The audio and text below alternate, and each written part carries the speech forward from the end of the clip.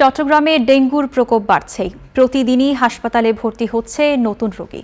চলতি মাসেই চট্টগ্রাম বিভাগে ডেঙ্গু আক্রান্ত হয়ে মৃত্যু হয়েছে 4 জনের।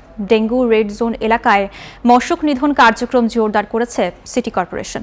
নয়ন বড়ুয়া জয়ের তথ্যচিত্রে ডেস্ক রিপোর্ট। বর্ষা মৌসুমের শুরুতেই চট্টগ্রামে বেড়েছে ডেঙ্গুর প্রকোপ। জুলাই মাসের প্রথম 23 দিনেই শুধু বন্দরনগরীতেই আক্রান্ত হয়েছেন 356 জন। বিভাগ পর্যায়ে এ রোগে আক্রান্ত হয়েছে 1000 জন।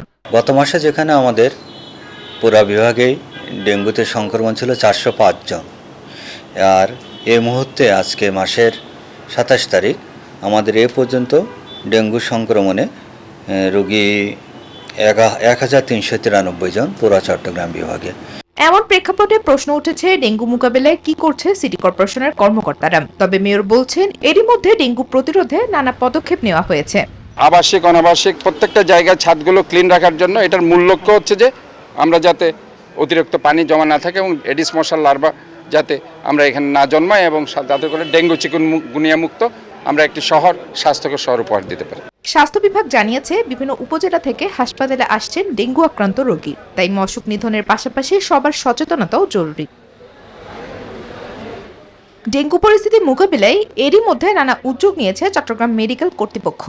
আমাদের হাসপাতালে পরিষ্কার পরিচ্ছন্নতা অভিযান সবসময় এটা চলমান আছে। এখন আমরা যদি ডেঙ্গু প্রতিরোধ করতে চাই তাহলে আমাদেরকে দুই ধরনের প্রিভেনশন করতে হবে।